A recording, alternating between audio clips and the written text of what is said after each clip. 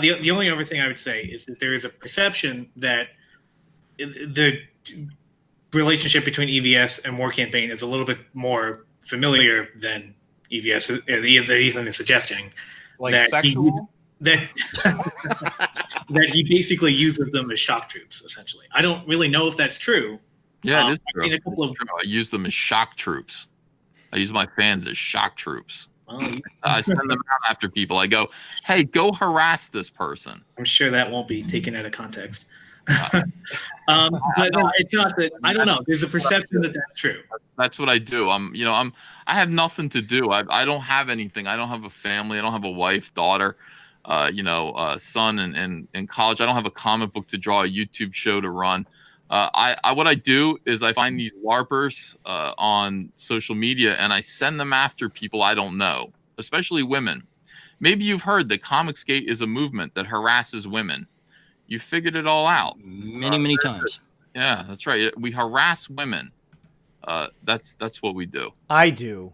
I harass my wife.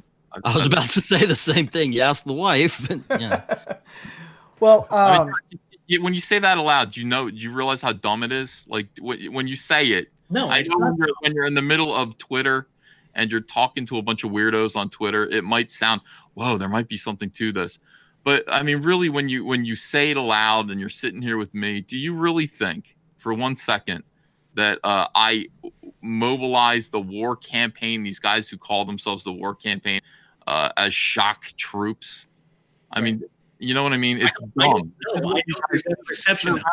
I don't know why you talk about dumb shit. You talk about dumb shit together and you spread rumors like, hey, these guys, Ethan's the one who doxed Nurkish. Why the fuck would I dox Nurkish? This get outside and get some fresh air. I have an excuse. I'm inside to draw a comic book. What is your excuse? Get outside and breathe some fresh air.